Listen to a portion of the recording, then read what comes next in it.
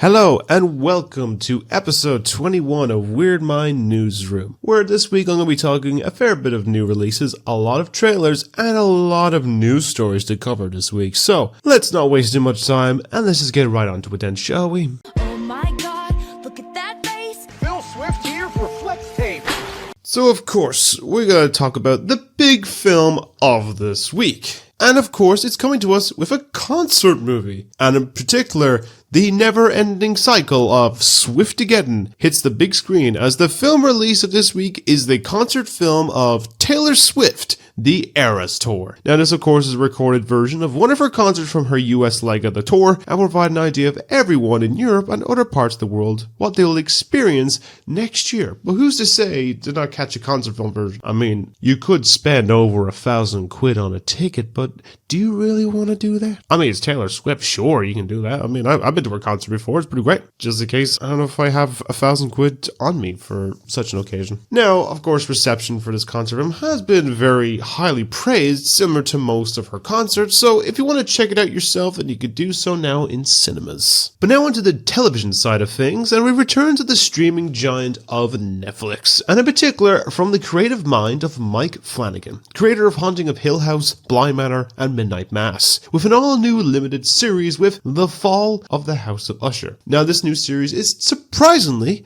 not about ushers that work in movie theaters, or in particular, not even having the music superstar of Usher. That is bullshit marketing Netflix, and you know it. But anyway, this whole series is about a short story and other works created by Edgar Allan Poe, and will focus on a CEO of a corrupt pharmaceutical company who must face his questionable past when his children start dying in mysterious and brutal ways. Now, this limited series, like his other works, has also been very highly praised, from its cast and tone to its creepiness factor, of course. And if you want to check it out yourself, and the full series is now available to view all on Netflix. But if you want something less scary and you're in the mood for some tossed salads and scrambled eggs, then why not head over to Paramount Plus for the revival to a series that started as a spin-off to a popular series from the 80s and 90s, and whose spin-off is actually one of the best forms of spin-off. We have gotten the release of the all-new reboot to Frasier. Now this will see Frasier return back to his hometown of Boston from Seattle and try to start a new chapter of his life and try to be there more for his son. I'm sure there'll be some form of hijinks and hilarity mixed in there as well, as you expect from Frasier. Now the reception for this has been slightly mixed, decently received in some capacity, where a lot of the praise seems to be going towards Kelsey Grammer's return as Frasier, and you know,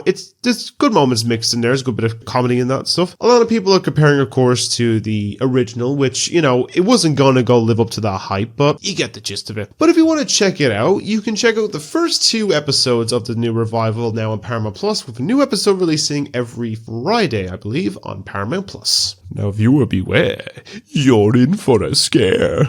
With this the last new series of the week, as we have an all-new form of telling some creepy tales from author R.L. Stine with a new series of Goosebumps. Now, this new one will follow the High Five high schoolers embarking on a shadowy and twisted journey to investigate the tragic passing 3 decades earlier of a teen named Harold Biddle, who also unearthing dark secrets from their parents' past, which lead to the spooks that come in form of any Goosebumps story. Now, the reception of this series has been well received and seems to be on par with the first film with Jack Black from about a decade ago. But if you're in for a scare this Halloween, then you could check this series out now on Disney+. And now on to the only game of this week, we are getting behind the wheel with an all-new entry of the Forza Motorsport series, and will have you feeling the need for speed and the rush of going fast across fast locations and in hundreds of iconic cars too. Now, the reception on this one has been very strong in its accuracy and feel, and if you want to get behind the wheel, then you can play this new entry now on Xbox Series X and S and PC. And our final release is not from a movie, not from a show or a game, but rather a new music album. And in particular, this is an album I talked about, I believe, last week or 2 weeks ago, as we've gotten an all-new album from the early band of NSP lead of Dan Avidan with Skyhill, and their new album of Out in the Moonlight. They will have a mix of genre and tone to their tracks, and is something that I'm going to be listening for a good while, a bit over time, over the next little while. And I don't know about the reception, I had to look up for things with that, but you can have a listen to on the album whatever you want to listen to. You know, you can listen on YouTube Music, you listen on to Spoofy, you listen on to all other things, but you get the gist of it anyway. And with that, that is all of the new releases that have come out of this week. Innocent child dies. Oompa Loompas.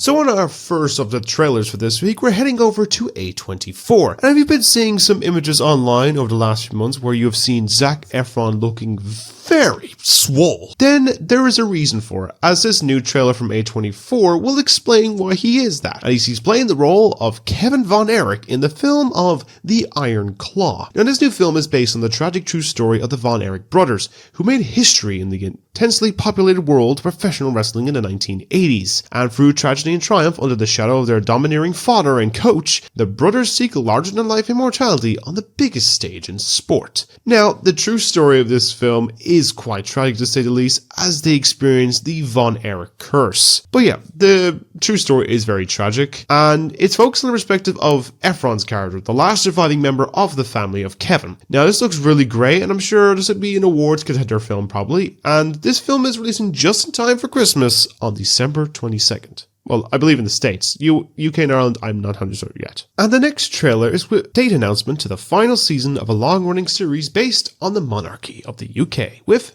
The Crown. Now, this season will be tackling some aspects, including, of course, the tragic death of Princess Diana of Wales. I wonder if they're going to go into the conspiracy side of things. Maybe, who knows? The marriage of Charles and Camilla, and the early relationship of William and Kate. Nothing about Harry, hey? What's going on there? What's happening? You trying to brush him out of the family there here as well? Now, it's unknown if this series will go all the way to the passing of Queen Elizabeth last September. We'll have no idea yet.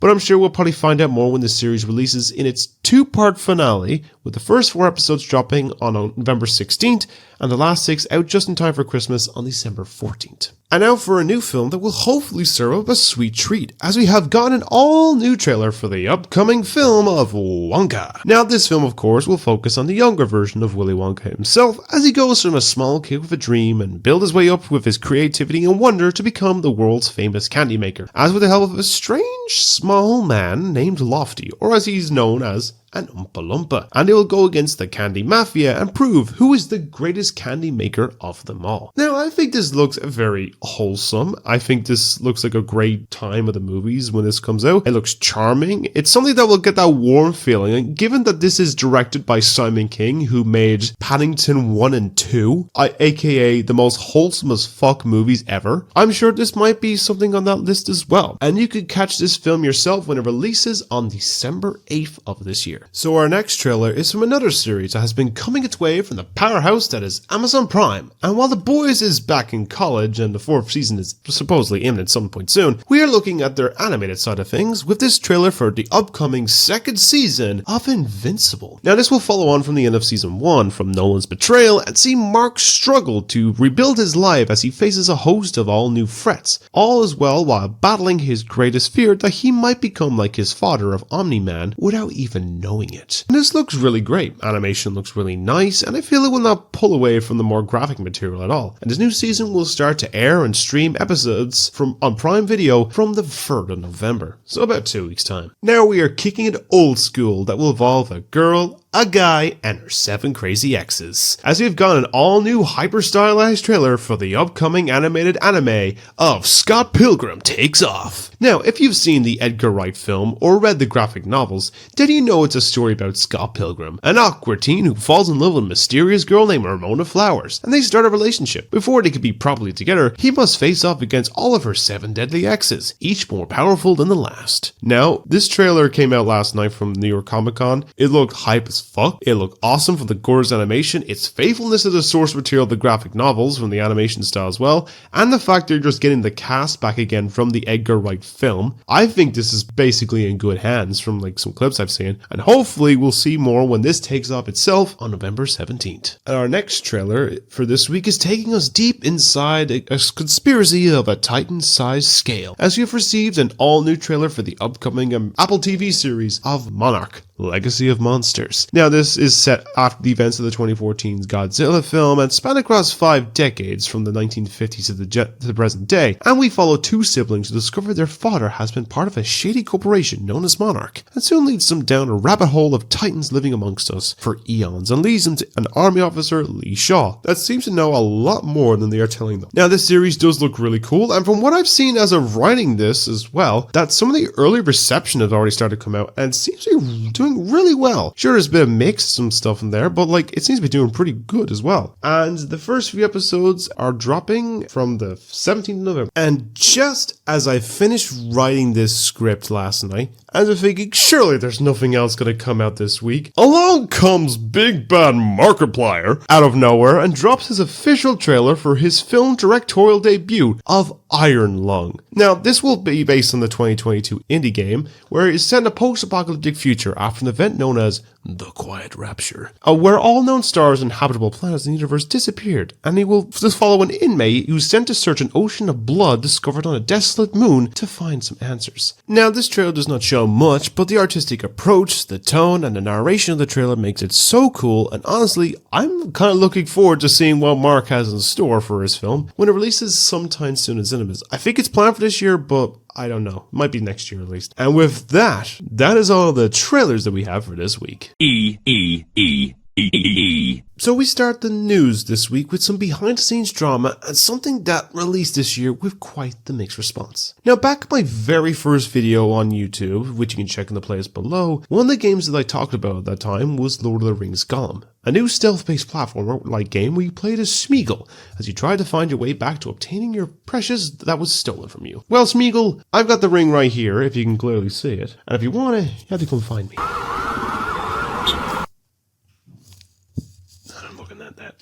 Anyway, it was banned by critics and audiences and was labeled as one of the worst games of the year. Now there may be a reason why. Now, according to German publication of Game 2, that 32 developers who worked on the game have alleged that Daedalic and Nikon were a very toxic work environment. Some of the examples, of course, included underpaying people during overtime, trying to pay them under the minimum wage, and allegedly a case where they tried to make it a AAA even though it was under the budget for a AAA game. Even to the case of their apology video they posted on social media was written by AI. So that just shows how lazy and toxic a workplace this really is. Now, this is not a new thing, of course. We've seen the likes of video game companies similar accusations of toxic work environments like Activision, Ubisoft, and many other big names, so it is bound to be a continuing thing unless something is actually done about it. These strikes could help with it, but if they actually do happen, but we'll have to see what happens. And hopefully these developers are actually moved on to something better, and for the heads of these companies, do better and don't be fucking dicks. But what do you think of all this, and do you see this continuing with many more companies? Because I feel like it's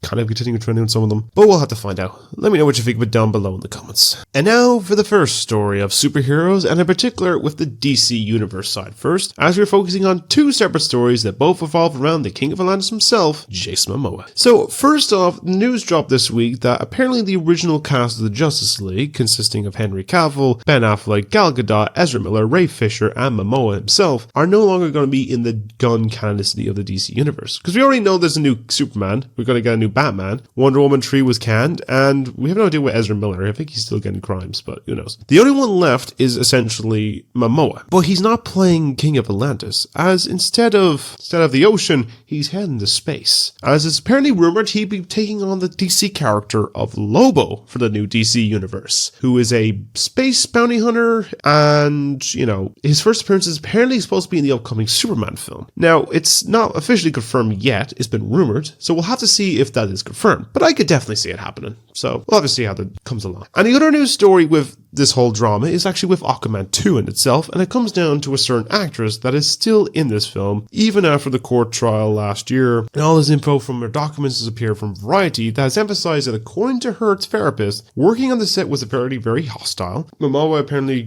turns up late, intoxicated, and there's certain points where he dressed up as Johnny Depp to scare Amber, which kind of sounds funny, but also I can understand. And also a case where he apparently wanted her fired, and it seemed like it was going to happen until, you guessed it, Elon Musk got involved.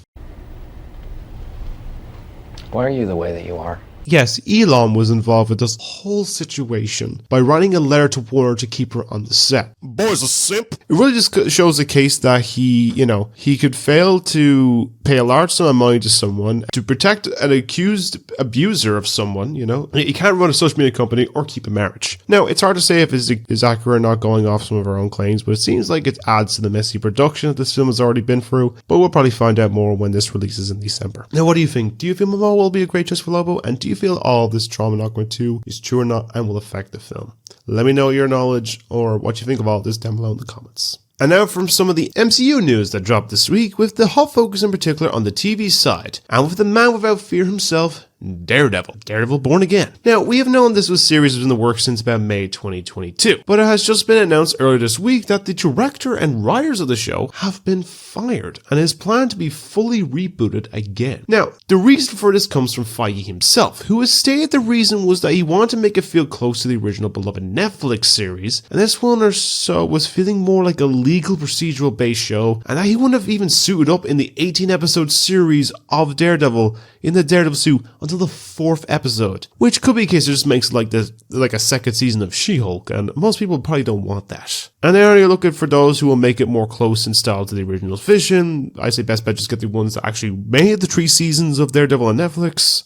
Who's to say? And it all seems the case is hard to go with the other MCU shows of wanting the shows to go more of being specialized in TV show production, like people actually make shows, give it story bibles as well as pilots, and to make it more than, instead of limited series, be more than one season. We give it multiple, so we'll have to see with others like Agatha Harkness, Ironheart, and the other live action ones, maybe getting the reboot treatment as well, but we'll have to see as time progresses. But what do you think of this news, and do you hope Daredevil will be as good as the original Netflix series? And what is your favorite Marvel TV show in general right now? I'm enjoying Loki, so we'll have to see what happens. Let me know what you think down below in the comments. Now, I'm just going to make this one a little bit of a brief story, but we have a small update with the Hollywood strikes. Now, we saw in the last 2 weeks that the writer's strike has reached a conclusion and that many of them have returned to work with a fair deal, and many presume that the actors' strike will be concluding soon after, but news has come this week that seems the strikes will be continuing with the actors. It seems that after 8 days of negotiations, they have left the deal table and will still be on the picket line due to poor deals from the greedy CEOs, with the first one being so much lower than the deal that they actually started with, first proposed, that led to the strikes itself. That's saying something. Now, I do hope that they will strike up a deal soon and actually get a fair deal and a good form of living wage for all the hard work, and for the CEOs to realize not to be greedy bastards. But what do you think of this, and do you feel this strike will go on for a good while longer, or will a deal arrive very shortly? And a good one at that. Let me know what you think down below in the comments. Now, initially, this was a focus of just one change announcement for a series planned for release to Disney+, but then 2 other extra planned rumored announcements came along, so I thought, why not just add them all in here now? So, I'll start with that series. Now, initially, there was a planned television series based on the Spiderwick Chronicles books. Now, we did see an adaptation of this in about 2005 or 2006 with Paramount, and it was confirmed for Disney+ to be a series, basically covering all the books. But it was announced, I think, back in August that it was actually silently cancelled on the service, but it was not fully ending, as there have been talks that they were shopping it around, until just this week that it got a new home on Roku, whatever that service is. I don't know what it's going to be over here, so either case it'd be either Disney Plus or it'd probably be like Prime or something, I don't know. Now, we have no idea yet when this series will release, but when we do, I will update you in a later episode. Now, onto the rumor side of things and stuff, we're going over to Warner Bros. Pictures, and there is some talks the studio may soon be bought by another big corporation, and that big corporation is Universal Pictures. Now, it's just some rumored speculation from the companies, but we'll have to see if something like this will happen or is just a wild idea from the staff. I've also seen that those that think that Universal buys Warner, then it will see the Snyderverse finally happen. I think it's just time to let that go, guys. Snyder is busy making, sex, Star Wars and space, all that sort of stuff on Netflix, so it's kind of a bit of a push for that instance. And lastly, this one popped up a few hours ago as of recording this, but it seems that Disney may be on the market to buy another company, but this time it's not with a movie company, but with a gaming company. And this one apparently is Electronic Arts, or EA. Now, this does seem reasonable as they both have their fans and haters, both play Monopoly, and both just really love money. Money. Now, this one, like the other company one, is currently speculation, but as soon as I hear any confirmed info, I will update you with them as well in a later episode. But what do you think of all these rumored purchases and confirmed new streaming home for one of those series? And do you see these happening in the future with all the aspects of rumors? Let me know what you think in the thoughts and opinions down below. Now, for another little bit of casting news going around, we've all realized this summer in the biggest film of the year was, of course, with Ryan Gosling and Margot Robbie as the iconic Barbie and Ken in this year's Barbie movie. And everyone loved their performances, unless you go off the weird personality choice that Ben Shapiro has been acting like since the movie released. I feel he secretly loves it. Well, it seems like this is not the end of the team up for these two stars, as it looks like we may be seeing them teaming up again, but this time for a heist. As it seems that the main leads in an all-new Oceans film, and this film is supposedly going to be a prequel to Ocean's 11 and set as a love story / adventure heist during the Monaco Grand Prix in 1962. Now, it will be seen as if they were joined by an even bigger all-star cast like all the other Ocean's films in the series, as well as wondering if any of them are connected to the Ocean family, but I'm sure we will learn more as the film gets developed over time. But what are your thoughts on this announcement, and who else do you think will star in the Ocean's film with these two? Let me know what you think of it all down below in the comments. And to wrap up with our final story for this week is coming to us with a story from a film festival. And we're talking about Poultry in Motion, as just as I finished writing this week's episode, the newest animated film from Aardman of Chicken Run, Dawn of the Nugget, has had its official world premiere at the BFI London Film Festival on Saturday afternoon, and with that, it's also brought with it some early first reviews and reaction to the film, and it seems to be getting some decently positive reviews from the publications that have seen it, that praise its humor, its production, and performances, even if some have critiqued the two main leads of Rocky and Ginger casting changes. Some critiques as well seems to be a case of its slightly odd tone of visuals over character depth, and some say the opening act has been compared as if it was run through AI, but picks up very quickly afterwards. Now, I'm myself very excited for this film, and I do hope that Netflix gives it a chance to have a cinema release for like 2 weeks next month or something, before it's released on Netflix, but we'll have to see when that happens. But all we know is this film is coming out in December, and I'm definitely watching it just in time for Christmas as my holiday viewings. But what are your thoughts on all this film and this reviews? And are you excited to see this new Chicken Run film? Let me know what you think down below in the comments. And with that, that is all the news from this week. I have to go now.